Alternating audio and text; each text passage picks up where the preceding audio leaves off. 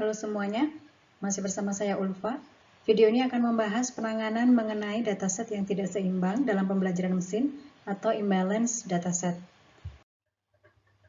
Mengingatkan kembali 3 hal yang kita bahas dalam modul design eksperimen, yaitu data understanding, eksperimen design, dan handling imbalance dataset. Dan yang akan kita bahas sekarang adalah handling atau penanganan untuk dataset yang tidak seimbang. Data dikatakan tidak seimbang ketika ada perbedaan jumlah instans yang sangat berbeda antar kelas. Jadi salah satu kelas pada dataset itu merupakan kelas minoritas dan jumlahnya sangat jauh berbeda dengan kelas yang mayoritas. Sebagai contoh, terdapat 1 juta dataset phishing emails. Namun sebetulnya dari 1 juta data tersebut hanya 30 emails yang merupakan email phishing. Nah, persoalannya adalah cost untuk false negatif dari kelas minoritas itu lebih tinggi daripada false negatif untuk kelas mayoritas. Padahal kan kita inginnya adalah untuk bisa mendeteksi email mana yang phishing. Jadi sebetulnya malah lebih penting ketika kita punya false positif.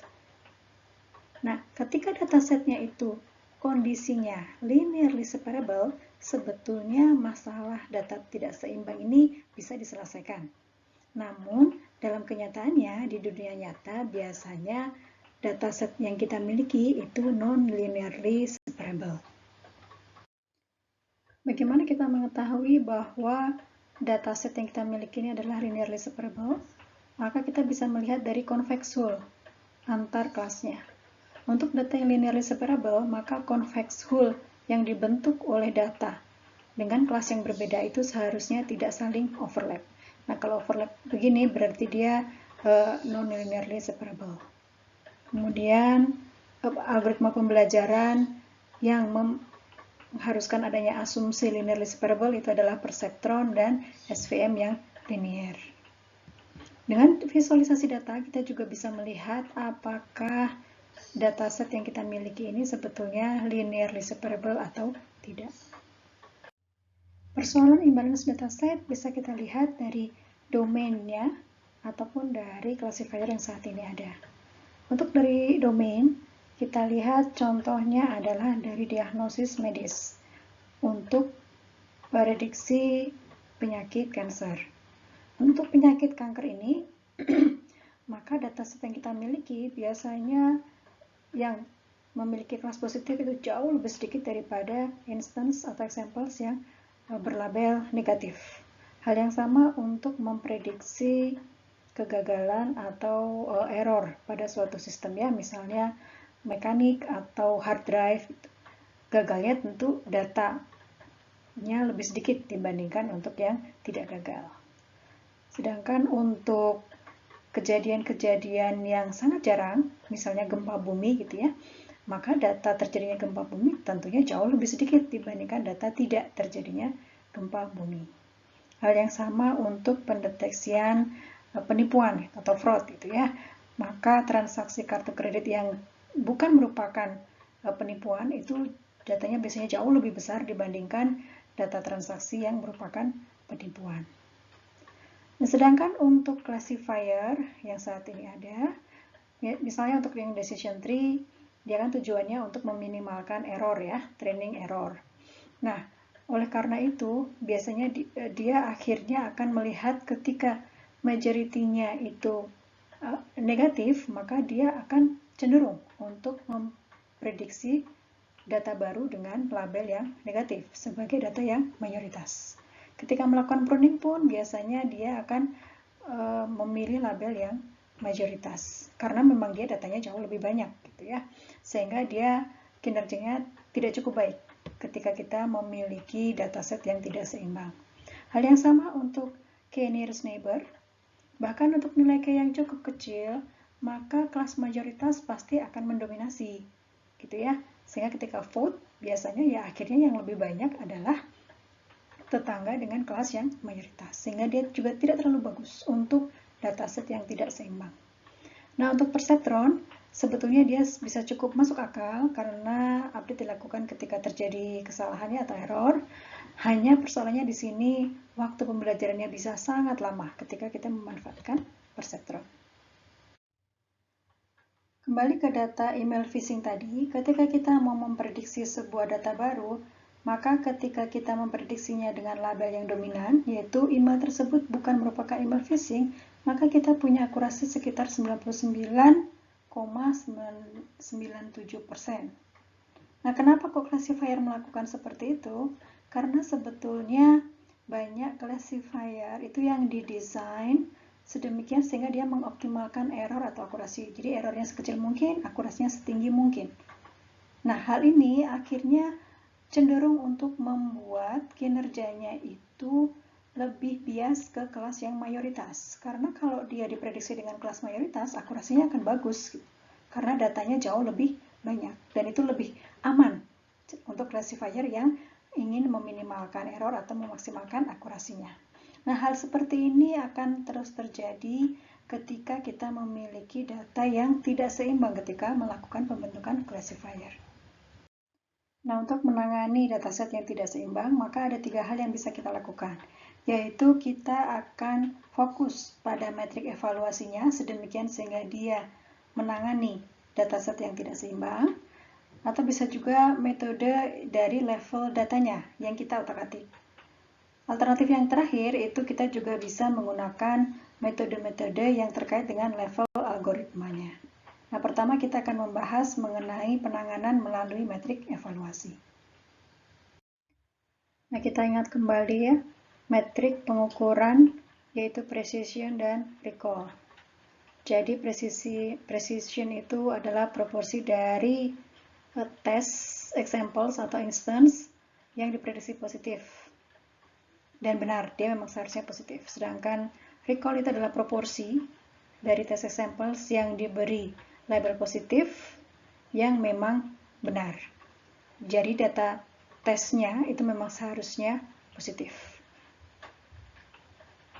Nah, dari sana kita coba lihat, ini contoh data yang tampak pada layar. Maka kita bisa melihat akurasinya adalah 8/10. Ya. Kemudian untuk presisi kelas 0 itu 7/8, presisi kelas 1-nya itu setengah. Recall untuk kelas 1-nya adalah setengah. Jadi cost untuk false negatif kelas minoritas itu lebih tinggi daripada false negatif kelas mayoritas. Classifier cenderung akan memprediksi kelas mayoritas sehingga akurasinya cenderung tinggi karena mengambil persentase dari kelas mayoritas. Nah, jika seandainya semua example langsung diprediksi dengan nilai majority, yaitu nilai 0 di sini ya untuk contoh ini, maka akurasinya akan meningkat. Tapi recall kelas positif, kelas yang minoritas, ya kelas 1-nya itu justru jadi menurun. Jadi biasanya memang ada trade-off antara precision dan recall. Ketika kita ingin menaikkan yang satu, mungkin mengakibatkan turunnya yang lain. Nah, oleh karena itu kita bisa menggunakan yang namanya prediction confidence. Ya, prediction confidence untuk kemudian digunakan dan dia akan memprediksi positif hanya ketika confidence-nya itu di atas threshold yang ditentukan. Nah, kalau nilai thresholdnya ini kita variasikan gitu ya, kita ubah-ubah nilainya, maka kita bisa mendapatkan variasi nilai precision dan recall, dan nanti bisa kita pilih threshold mana yang mengakibatkan naiknya nilai recall tapi tidak mengorbankan nilai precision. Nah, ini adalah salah satu contoh penentuan confidence level atau probabilitas kelas pada DTL. Jadi untuk sebuah pohon, kelas probabilitasnya itu adalah fraction atau proporsi dari sampel dengan nilai kelas yang sama. Sebagai contoh, ketika saya memiliki suatu atribut pemisah gitu ya, yang dijadikan rootnya di sini, maka ketika dia memiliki nilai true untuk pemisah ini, maka saya akan memiliki sebanyak 38 sampel dan semuanya berkelas 1 gitu misalnya ya. berkelas yang sama, sehingga proporsinya dia adalah 38 dari 38, jadi 1. Nah, untuk nilai yang false dengan pemisah atribut seperti ini, maka saya akan memiliki 37 data berkelas 2 dan 37 data berkelas 3, gitu ya. Kemudian di daunnya saya lihat, ternyata pada daun itu terdapat 36 ditambah 1, ini ya 37 berkelas 2, kemudian ada juga 3 ditambah 34 data atau sampel atau instance yang berkelas 3. Dari totalnya adalah di sini jumlah datanya adalah 37 ditambah 37. Oleh karena itu, proporsi untuk yang kelas 2-nya jadi setengah, proporsi untuk kelas yang ketiganya juga setengah. Nah, sedangkan untuk ensemble classifier, maka confidence class-nya itu bisa kita tentukan dari banyaknya vote untuk kelas tersebut dibagi dengan banyaknya classifier yang disertakan dalam ensemble classifier.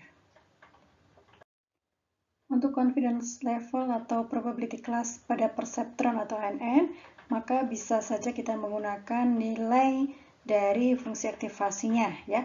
Contohnya di sini adalah bisa dengan aktivasi sigmoid, nilai itulah yang menjadi confidence levelnya, atau dengan yang softmax. Nah, sekarang mari kita lihat bagaimana kita melakukan precision recall trade-off ya dengan prediction confidence-nya.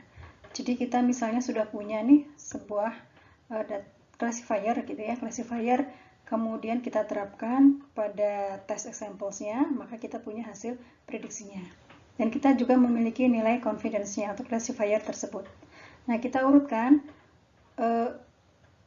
yang paling tinggi nilai confidence-nya itu yang paling atas. Ya, 0,8 dilanjutkan ke yang paling kecil. Kemudian kita kalkulasikan precision dan recall untuk setiap threshold yang kita tentukan. Nah, jadi sebetulnya kita tentukan dulu thresholdnya. Misalnya sekarang di garis merah ini. Ini adalah thresholdnya. Thresholdnya adalah 0,8. Nah, artinya saya nanti akan melakukan perubahan hasil prediksinya. Semua yang berada di atas nilai threshold itu akan diprediksikan sebagai positif. Dan semua yang berada di bawah nilai threshold itu akan diprediksikan sebagai negatif. Jadi yang tadinya berdasarkan classifier itu sebetulnya nilainya adalah kelas 1, maka setelah kita menentukan threshold ini, kita ubah nilainya menjadi 0, karena dia berada di bawah threshold. Nah, dari sini nanti, setelah kita menentukan threshold ini, kita lihat, karena berarti ada perubahan ya, untuk yang true positif, true negatif, dan seterusnya. Dari sini, maka kita bisa menilai lagi akurasi, presisi untuk kelas 0, recall kelas 0, presisi kelas 1, dan recall kelas 1.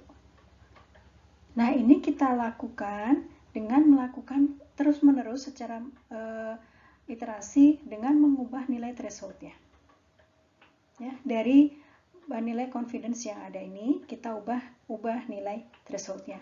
Setiap kali kita mengubah nilai threshold, maka semua test examples yang berada di atas threshold itu prediksinya kita ubah menjadi 1. Yang di bawah threshold itu kita ubah prediksinya menjadi 0. Maka akurasi, precision, dan recall-nya itu pasti nanti akan ikut berubah.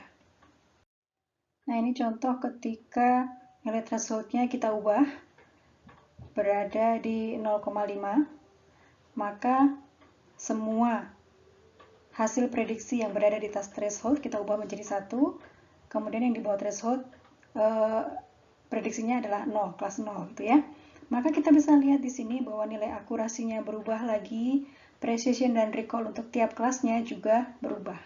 Nah, ini kita lakukan untuk kemudian kita nanti melihat trade-off-nya, mana yang sebaiknya kita pilih, threshold mana yang sebaiknya kita pilih, sedemikian sehingga kita bisa memaksimalkan recall untuk kelas positif, tapi juga tidak mengorbankan presisinya.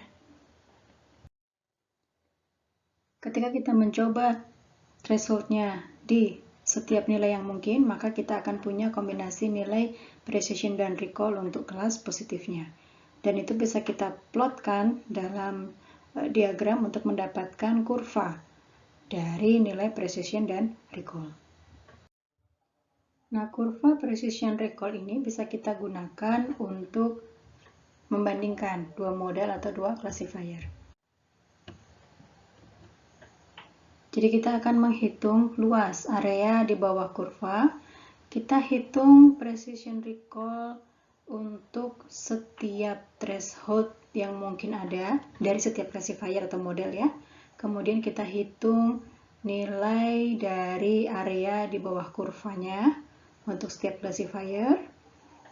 Kita juga bisa menghitung rata-rata precision untuk setiap nilai recall ya, setiap poin recallnya. Kemudian kita akan memilih model atau classifier yang memiliki nilai AUK atau area under curve-nya yang lebih besar.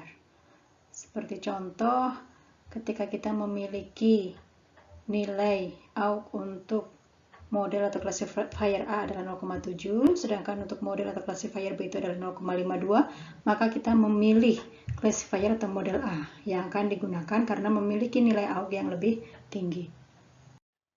Alternatif lain yang bisa kita gunakan sebagai metrik evaluasi ketika kita memiliki dataset yang tidak seimbang adalah combined measure dengan nilai F ya. F measure sebenarnya kita sudah pernah melakukan perhitungan, tapi di sini kita memperkenalkan sebuah nilai yaitu alpha, bobot untuk precision dan recall.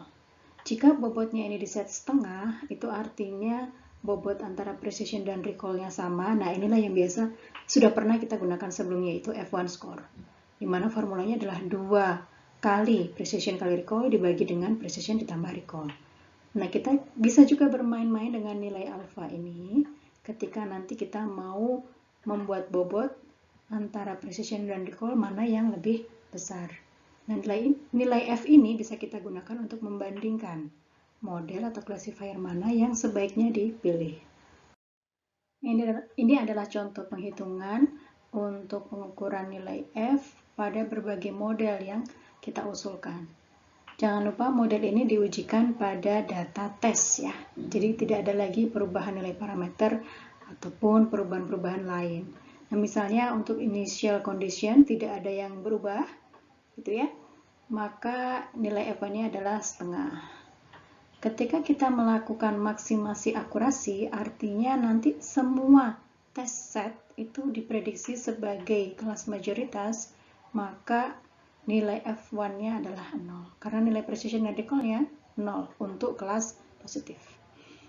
Kalau misalnya kita mau memaksimalkan recall, semuanya diset menjadi minority class, maka akurasinya adalah 2/10. Ini masih data yang sebelumnya tadi ya. Kemudian F1-nya adalah sepertiga. Seterusnya, kalau misalnya kita menggunakan threshold 0,8, threshold 0,6, threshold 0,5, kita sudah tahu tadi berapa nilai precision dan recall-nya, maka kita bisa mendapatkan nilai F1-nya, F1 score-nya. Juga untuk ketika threshold-nya 0, artinya semuanya dianggap sebagai prediksinya kelas minoritas, maka kita bisa mendapatkan nilai F1-nya. Nah, dari sana kita nanti kemudian membandingkan model mana yang sebaiknya kita gunakan berdasarkan nilai F1-nya. Setelah membahas penanganan dataset yang tidak seimbang dari metrik evaluasi, sekarang kita akan membahas penanganan data tidak seimbang di level data. Pendekatan ini juga bisa dinyatakan sebagai pendekatan black box. Jadi kita sudah memiliki classifier binary yang umum. Bagaimana kita bisa memanfaatkannya dengan dataset yang tidak seimbang, tapi kita kemudian melakukan sesuatu terhadap dataset yang tidak seimbang tersebut. Nah, yang bisa dilakukan ada dua, yaitu undersampling atau oversampling. Untuk pendekatan undersampling, itu artinya kita membuat sedemikian sehingga proporsi instance untuk kelas positif itu akan sama dengan proporsi instance untuk kelas negatif. Jadi kita seolah-olah membuat training dataset yang baru, gitu ya.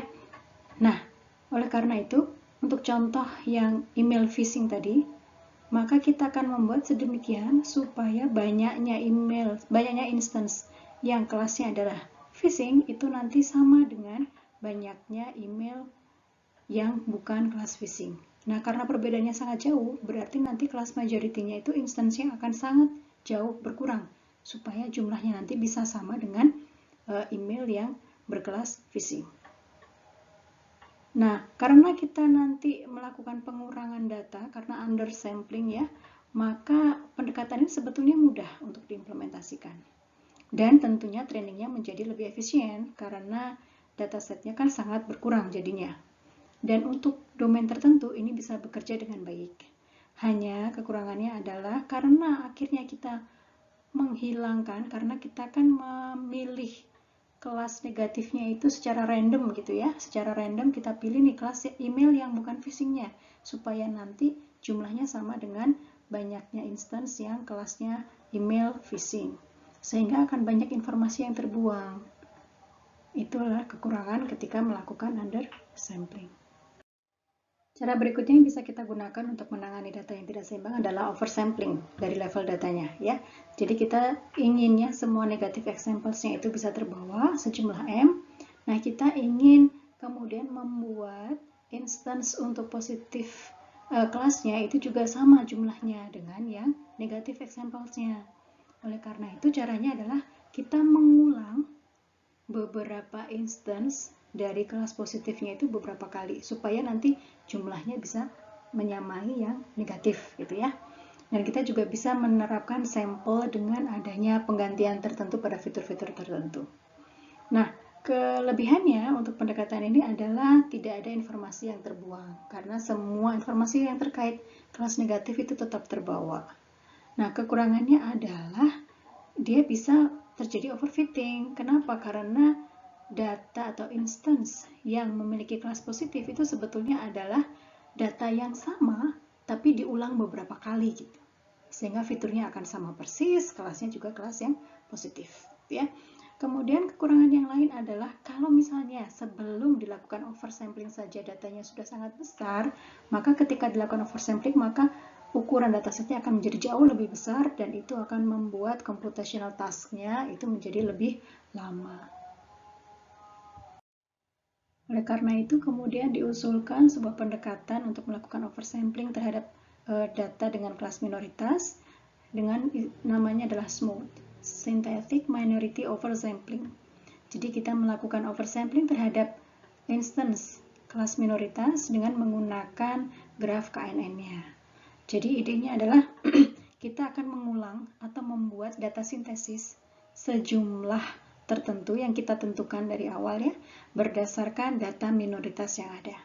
Dan untuk menentukan nilai yang baru tadi, kita tidak hanya kemudian melakukan replikasi yang sama, tapi kita membuat sintetis datanya berdasarkan K tetangga data yang memiliki kelas minoritas tadi. Oke, jadi misalnya sekarang kita punya data seperti yang tampak pada layar ini. Jadi untuk yang diarsir kotak itu adalah kelas yang majoritas, sedangkan lingkaran berwarna hitam itu adalah kelas minoritasnya. Kita akan membuat sintetik dari data untuk kelas minoritas. Jadi tidak langsung mengulang, tapi kita akan membuat sintetisnya. Nah, di sini misalnya kita mau melihat tetangga terdekatnya sejumlah K gitu ya. Oke. Nah, dari sejumlah K tetangga terdekat itu nanti kita akan memilih sebuah nilai random dari 1 sampai K untuk kemudian nilai yang terpilih itulah, jadi misalnya saya punya tetangga 1, 2, 3 gitu ya, kemudian nilai random yang terpilih adalah 2. Berarti tetangga yang kedua itu nanti yang akan digunakan untuk membentuk si nilai sintetis atau data sintesis yang baru. Contohnya misalnya di sini X3, kemudian dari sejumlah K tetangga itu ternyata yang terpilih adalah X1 untuk membuat data sintesis A. Oke. Nah, hal yang sama nanti untuk yang lainnya. Misalnya X4 gitu ya. X4 kemudian dari tetangganya dia ternyata yang terpilih itu misalnya adalah X1 untuk membuat data sintesis baru yaitu B. Nah, begitu seterusnya untuk semua data minoritas, sejumlah data minoritas ya. Umumnya jumlahnya adalah sama, semuanya digunakan data minoritas, tapi bisa juga kurang dari keseluruhan data minoritas yang akan kita buat sintesisnya. Nah, contohnya adalah seperti ini. Misalnya kita punya suatu data minoritas dengan feature-nya adalah feature pertama bernilai 6, feature kedua bernilai 4. Kemudian, setelah melalui proses random, ternyata yang terpilih itu adalah tetangganya yang memiliki nilai. Feature satunya adalah 4, feature 2-nya adalah 3. Nah, kemudian kita akan melakukan pembuatan data dengan kelas minoritasnya, data baru gitu ya, dari nilai untuk yang ada dengan tetangganya tadi. Maka kita lihat selisihnya.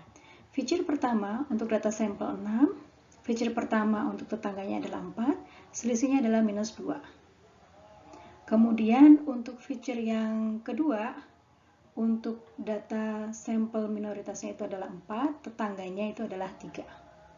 Maka selisihnya adalah minus 1.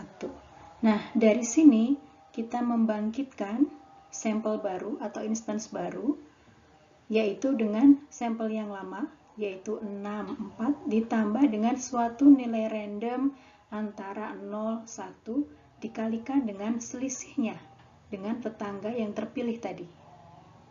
Nah, kalau misalnya di sini nilai randomnya adalah setengah gitu ya, maka nilai sintesis yang baru itu adalah 5,3,5. Sehingga yang nilai 6 ini ditambahkan dengan setengah dari minus 2. Kemudian untuk feature yang kedua, 4 ini, ditambahkan dengan setengah dari minus 1. Sehingga 5,3,5 ini adalah sampel sintesis yang baru dengan memanfaatkan smooth. Setelah membahas penanganan imbalance dataset dari metrik evaluasi dan level data, sekarang kita akan membahas penanganannya di level algoritma. Dari pendekatan classifier, kita bisa menangani dataset yang tidak seimbang dengan melakukan modifikasi pada algoritma yang ada. Nah, metodenya ada beberapa, yaitu threshold method, one class learning, cost sensitive learning, boosting method, dan ensemble classifier. Untuk metode threshold ini sebetulnya kita bisa mengacu lagi ke pembahasan mengenai precision recall trade-off tadi ya. Karena kita bisa menentukan confidence level atau probability class, misalnya untuk naive Bayes atau untuk neural network, kita kan bisa mendapatkan nilainya ya, bahwa probability-nya suatu instance itu adalah sekian untuk kelas positif dan sekian untuk kelas negatif. Nah, itu kita bisa gunakan sebagai confidence level. Nah, dengan kemudian melakukan perubahan pada threshold, kita ranking dulu ya. Skornya tadi kita ranking untuk kemudian kita ubah-ubah nilai thresholdnya dan kita lihat trade-off precision recall-nya, maka kita bisa memilih threshold mana yang sebaiknya digunakan untuk mendapatkan model yang cukup baik. Jadi ini ada hubungannya dengan metrik evaluasi tadi. Untuk metode one class learning ini sebetulnya kita berfokus membentuk classifier yang hanya memikirkan satu kelas saja. Dalam hal ini adalah kelas minoritas ya, yang bernilai kelas positif dengan menerapkan yang namanya Ripper rule.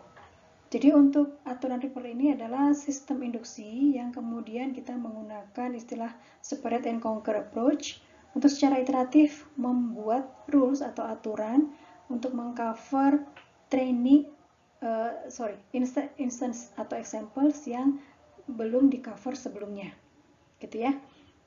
Jadi setiap rule itu ditambahkan atau dibangkitkan dengan menambahkan kondisi sedemikian sehingga negatif example-nya tidak terlibatkan. Karena apa? Saya mau membangkitkan rule yang berfokus pada kelas yang atau instance yang positif.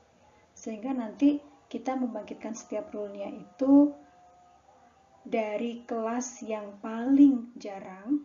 Dalam hal ini untuk dataset kita yang tidak seimbang, data yang jarang adalah data kelas positif hingga ke kelas yang paling umum. Itu aturan umumnya pada Ripper rule. Nah, ketika kita memiliki data tidak seimbang, maka kita bisa kemudian memangkas itu. Yang kita pentingkan itu hanyalah rule untuk menentukan kelas yang minoritas saja. Dalam hal ini adalah kelas positif. Sehingga tidak perlu kita lanjutkan hingga ke kelas yang majoritinya. Perlu secara model sebagai berikut. Kita berusaha membuat suatu binary class. Pilih sebuah kelas sebagai kelas positif dan kelas yang lain dianggap sebagai kelas yang negatif. Dan kemudian kita melakukan pembelajaran atau membentuk rules untuk kelas positif dan yang negatif dianggap sebagai default kelasnya. Nah, kita mulai dengan empty rule, jadi rule-nya kosong, belum ditambahkan predikat atau konjang apapun. Kemudian kita tambahkan suatu konjang selama dia meningkatkan information gain dari FOIL. FOIL itu adalah first order inductive learning. Nah, kemudian kita akan melakukan penghentian pembentukan rule ketika sudah tidak ada lagi negative examples yang tercover oleh rules yang ada. Kita juga bisa melakukan pruning, yaitu dengan memaksimalkan nilai V. Nilai V ini adalah nilai positif instance yang tercover oleh rules dikurangi dengan negatif instance yang tercover oleh rule dibagi dengan total dari keduanya, positif dan negatif instance yang tercover oleh rule. Jadi sebagai contoh kita bisa mulai dengan rule kosong, belum ada konjang yang ditambahkan. Bisa kita analogikan konjang ini sebagai atribut gitu ya, maka nilai gainnya adalah 0. Kemudian kita tambahkan suatu konjang, misalnya A. A ini membuat kalau A dipenuhi maka dia akan kelas positif. Lalu kita hitung nilai gainnya R0, R1. Cara menghitung gain ini sama seperti information gain ketika kita belajar decision tree learning, ya, dengan menggunakan formula yang sama. Nah, kalau nilai gainnya ini lebih besar daripada previous gain, kita setnya 0 ya, previous gainnya, maka kita tambahkan konjang ini ke dalam rulesnya. Hal ini dilakukan hingga tidak ada lagi negative examples yang tercover oleh rule yang sudah dibuat. Pada pendekatan yang ketiga, untuk menangani dataset yang tidak seimbang, di level algoritma kita mengenal cost sensitive learning method. Di sini kita memperkenalkan adanya cost atau biaya yang harus dikeluarkan ketika terjadi misklasifikasi atau klasifikasi yang salah. Nah, tujuannya adalah untuk meminimalkan cost tersebut, gitu ya.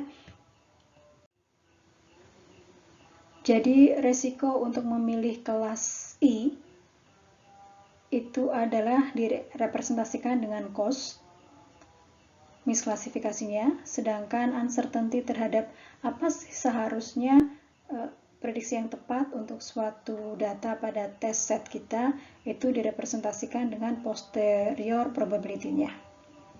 Oke, jadi sebuah instance pada test set kita itu akan dinyatakan sebagai kelas positif ketika probability-nya dia dimasukkan ke kelas negatif dikalikan dengan cost false positifnya ditambahkan dengan peluangnya masuk ke kelas positif dikalikan dengan cost true positifnya itu lebih kecil atau sama dengan peluangnya dia dianggap kelas 0 dikalikan dengan cost true negatifnya ditambah dengan peluangnya dia masuk ke kelas 1 dikalikan cost false negatifnya.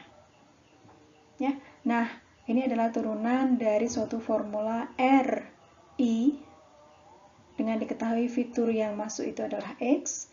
Itu adalah penjumlahan dari posterior probability untuk semua kemungkinan kelasnya dikalikan cost ketika melakukan misklasifikasi untuk kelas tersebut. Nah, kita lihat contohnya sebagai berikut. Jadi sudah didefinisikan bahwa cost untuk true negatif adalah 0, cost untuk false negatif itu adalah 100 CA, cost untuk false positif adalah CA, dan cost untuk true positif itu adalah CA.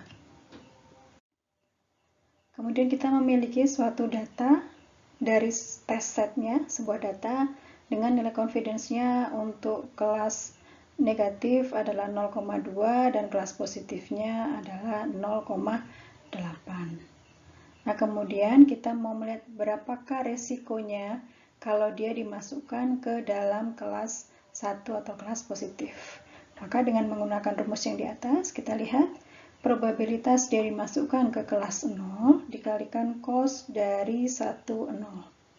Ya, probability-nya dimasukkan ke kelas 0 adalah 0,2 dikalikan dengan cos 1, 0 itu adalah CA.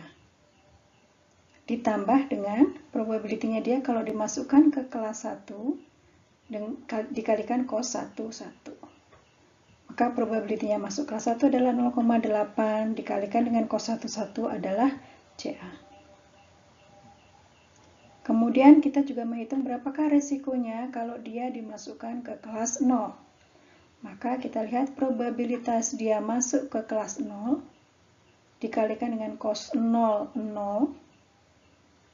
Ya, jadi 0,2 dikalikan dengan cos 0, 0 ditambahkan dengan probabilitas dia masuk ke kelas 1 dikalikan dengan cos 0, 1. Probabilitas dia masuk kelas 1 0,8 dikalikan cosnya 0,1 adalah 100 CA. Nah, dari sini kita melihat bahwa resiko ketika dia dimasukkan ke kelas 1 itu jauh lebih kecil dibandingkan resiko kalau dia dimasukkan ke kelas 0. Oleh karena itu, untuk data ini prediksinya adalah kelas 1 atau positif. Untuk pendekatan yang keempat, yaitu boosting method, idenya adalah kita melakukan iterasi sedemikian sehingga dalam setiap iterasi, bobot dari distribusi trainingnya itu kita ubah. Yang awalnya sama semua untuk training examples-nya, pada setiap iterasi kita akan berfokus pada instance atau examples yang salah diklasifikasikan. Sehingga nanti untuk iterasi berikutnya, instance tersebut memiliki bobot distribusi yang lebih besar, dan di akhir iterasi nanti kita akan melakukan vote untuk mengklasifikasikan data yang belum berlabel. Ya, jadi kita mulai dengan suatu training set, misalnya terdiri atas M data di sini, dengan fiturnya adalah X dan Y.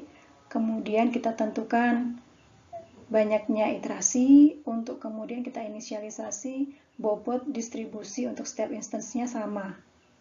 Kemudian untuk sejumlah iterasi, di setiap iterasinya kita melakukan pembelajaran, membentuk suatu classifier ya, menggunakan distribusi yang awal tadi. Untuk kemudian kita akan melihat ada mungkin beberapa examples yang berdasarkan hasil classifier ini dia tidak sesuai dengan data yang seharusnya. Oleh karena itu kita bentuk itu menjadi suatu set atau himpunan dan kemudian kita menentukan sebuah nilai AT. Nah, nilai dari AT nanti akan kita pergunakan untuk menentukan bobot yang baru untuk distribusi data training berikutnya. Pada iterasi berikutnya nanti kita akan membentuk classifier lagi ya. Dan ada nilai Z di sini yang digunakan untuk menormalisasi supaya distribusinya sebetulnya tetap sama seperti yang awal, hanya kita mementingkan instance atau examples yang salah diklasifikasikan dengan memanfaatkan nilai A ini. Kita ulangi lagi untuk iterasi yang kedua, kita membentuk lagi classifier dengan distribusi yang baru, untuk kemudian kita bentuk lagi set instance yang salah diklasifikasikan, kita hitung nilai A-nya, itu nanti digunakan untuk mengupdate bobot examples atau instance yang salah klasifikasi, distribusinya akan berubah lagi, demikian seterusnya hingga sebanyak T iterasi. Ya, dan kemudian outputnya nanti adalah classifier-nya berdasarkan hasil voting dari classifier yang sudah dibentuk dari iterasi sebelumnya. Pendekatan terakhir untuk penanganan data tidak seimbang di level algoritma adalah ensemble classifier. Jadi di sini digunakan banyak algoritma pembelajaran pada training datanya, dan dia relatif fleksibel untuk pendekatan ini dan cenderung untuk memberikan hasil yang cukup baik. Jadi dari training set yang ada, kita coba membentuk classifier, banyak classifier, masing-masing dari algoritma pembelajaran yang berbeda-beda, sehingga ketika nanti pada saat kita melakukan prediksi untuk tes set atau data baru gitu ya, maka kita terapkan untuk setiap classifier yang sudah dibentuk. Maka kita akan memiliki banyak prediksi ya, masing-masing dari setiap classifier. Nah, dari prediksi kelas ini nanti lalu dilakukan voting untuk kemudian mendapatkan prediksi final untuk data yang baru ini. Cukup sederhana ya untuk yang ensemble classifier.